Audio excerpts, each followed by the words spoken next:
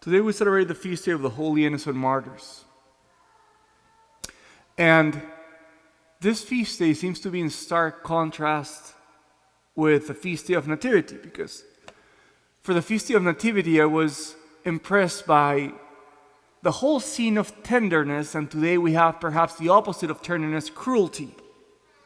While everything about Nativity speaks about tenderness, everything about today's feast day speaks about the cruelty that human beings are capable of showing.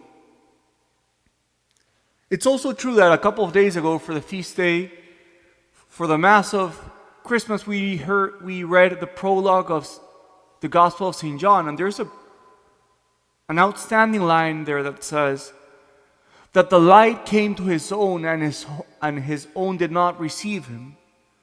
And today we can see how Jesus, even as a baby, was not welcomed, but in fact was persecuted. Today I want to make a comparison between two men in this gospel, Joseph and Herod. What stands out about Joseph? What stands out about Joseph is how docile he is and how detached he is to everything. We know that he was possibly a carpenter and he lived in Nazareth, but the angel calls him to go to Egypt. So I want you to think about this. Here I see a couple of young men recently married.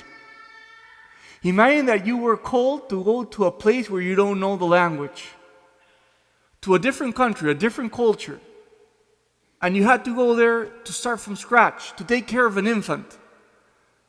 How tough would that be? I'm not saying that would be impossible. You would probably make it work for your family, for yourself. But think about how difficult it was for St. Joseph to have to go to a different country, to work, to start from scratch, knowing no one there, no network, no friends. But still, Joseph shows us how detached he was and how willing he was to follow the angel where the angel told him to go. On the other side, completely different to Joseph, is Herod, a man attached to his position, a man unwilling to give up on something that wasn't even lawfully given to him. He was an unlawful ruler. But unlike St. Joseph, who was able to give up on what he had, Herod wanted to stick to power. And he was so attached to power that he was willing to kill babies to remain in his position of power. So today, brothers and sisters, it is a great reminder of how when we're attached to something, we can go crazy. How when we're attached to something that's not good for us or not really needed to us, we can go crazy for that attachment. So today we can ask ourselves this question. In the same way that Herod was attached to power, to what worldly thing am I attached to that could be even hurting me or hurting others?